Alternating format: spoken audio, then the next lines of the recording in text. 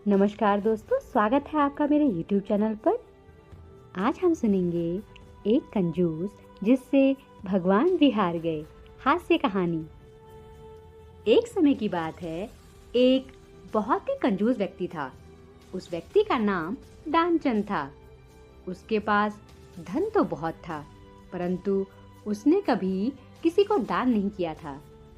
उसने प्रण ले रखा था कि जीवन में कभी किसी को कुछ भी दान नहीं करना है।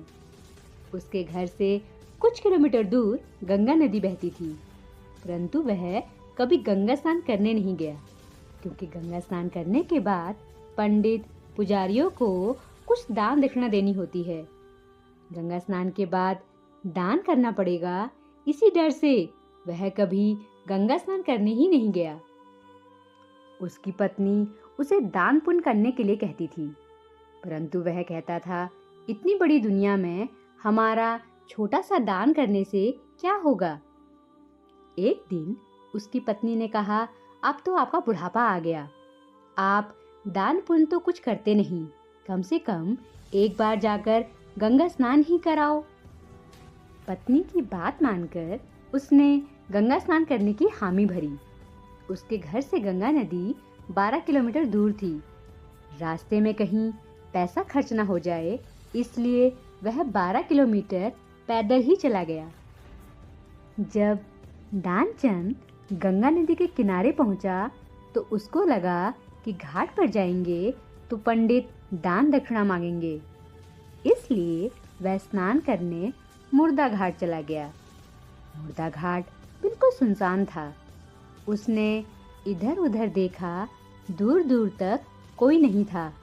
उसने जल्दी से गंगा जी में एक डुबकी लगाई। भगवान, जो घट घट के वासी हैं, वह उसे यह सब करता देख रहे थे। भगवान को एक मजाक सूझी। भगवान वहां पर एक पंडित का रूप बनाकर प्रकट हो गए।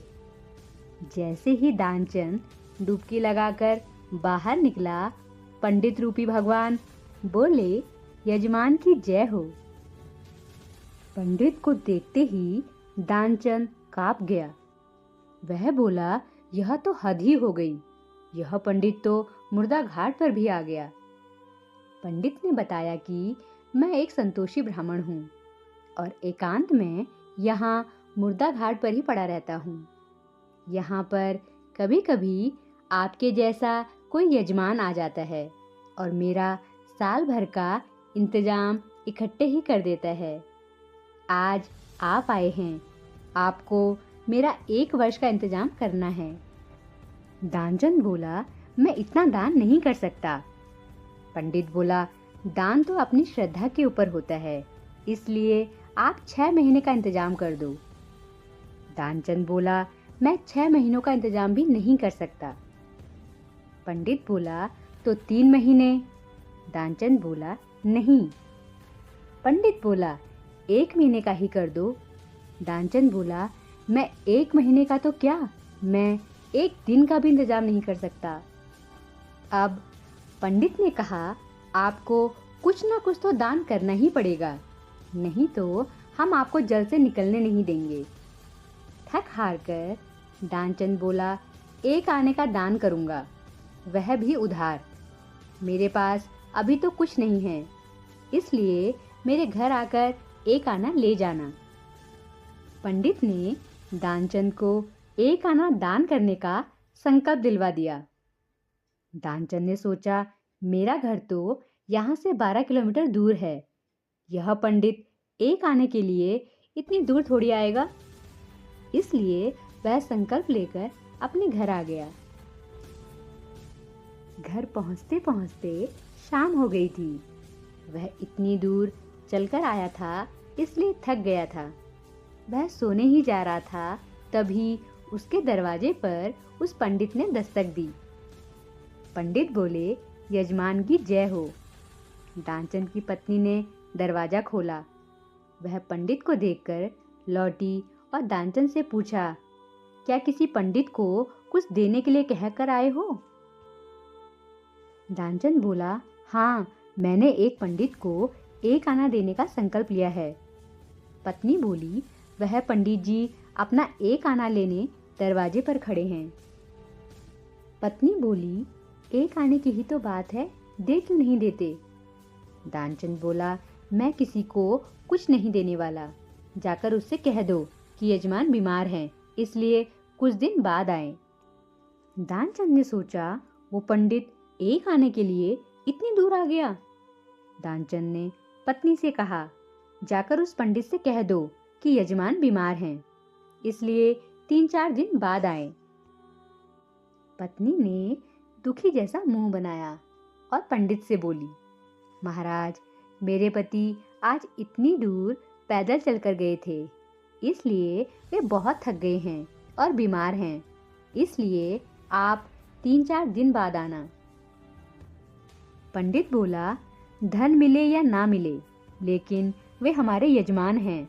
यजमान बीमार हैं और पंडित चला जाए, ऐसा नहीं हो सकता। जब तक वह स्वस्थ नहीं हो जाते तब तक हम यहीं रहेंगे। हमारा यहाँ रहने का इंतजाम कर दो। हम यहीं पर प्रसाद बनाएंगे और यहीं पर भजन करेंगे और यहीं पर प्रसाद ग्रहण करेंगे। पत्नी लौटकर गई और उसने दानचंद को सारी बात बताई कि वह पंडित कह रहा है, जब तक आप ठीक नहीं हो जाते वह यहीं रहेंगे। पत्नी बोली, इससे तो अच्छा है उन्हें एक आना देकर रवाना करो। दानचंद बोला, एक आना क्या ऐसे ही आता है? मैं उस पंडित को कुछ नहीं देने वाला।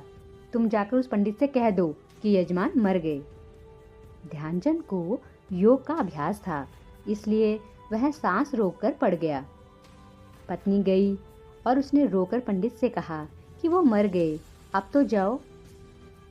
पंडित बोले, अरे राम राम, यजमान चला गया। जब तक उसका अंतिम संस्कार ना हो जाए तब तक हम कैसे जा सकते हैं? पंडित जी बोले, तुम महिला कहाँ कहाँ भटकती फिरोगी। हम सारे गांव में यजमान के मरने की खबर किए देते हैं।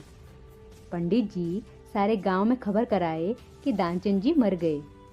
सारा गांव दानचंद के घर इकट्ठा हो गया, लेकिन दानचंद ऐसा विचित्र आदमी एक आना बचाने के लिए सांस रोके पड़ा था। गांव के लोगों ने दानचंद को मुर्दा समझ के बांध दिया। अब उसकी पत्नी सही में रोने लगी और रो रो कर बोली, यह मरे नहीं हैं। गांव वाले बोले, बहन, यह तो तुम्हारा मोह है, जाने वाला तो गया, इसलिए धीरज रखो। पत्नी बोली, अरे किस बात का धीरज रखूं, यह मरे ही नहीं हैं। गांव वाले दानचंद को बांधकर अंतिम संस्कार के लिए ले गए।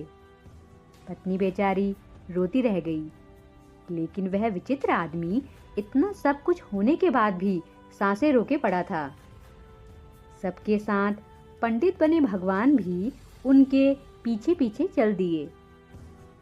भगवान ने सोचा, हद हो गई, हम कहीं नहीं हारे, पर आज तो इस दानचंद से हम भी हार गए। ऐसा गजब का विचित्र आदमी हमने कहीं नहीं देखा। एक आना बचाने के लिए यह आदमी बिना मरे मरा पड़ा है और चला जा रहा है। जब दानचंद को लकड़ियों पर रख दिया गया और केवल अग्नि लगनी ही शेष थी, तब पंडित रूपी भगवान बोले कि यह हमारे यजमान थे, हम इनकी मुक्ति के लिए इनके कान में कुछ मंत्र बोलेंगे। भगवान उसके कान के पास मुंह लेकर गए और बोले, मैं भगवान विष्णु हूँ, मैं वैकुंठ से तुमसे नाता जोड़ने आया हूँ। दानचंद ने जैसे ही सुना कि भगवान बोल रहे हैं, उसने धीरे धीरे आंखें खोली, लेकिन जैसे ही उसने देखा कि यह तो पंडित है, उसने फिर से आंखें बंद कर ली। भगवान बोले, हम हार गए, हम तुमसे कुछ नहीं लेंगे, तुम ही हमसे कुछ मांग लो। दानचंद धीरे से बोला, वह एक आना छोड़ दो बस। पंडित रूपी भगवान तथास्तु कहकर वहां से चले गए और दानचंद आंखें खोलकर उठ बैठा।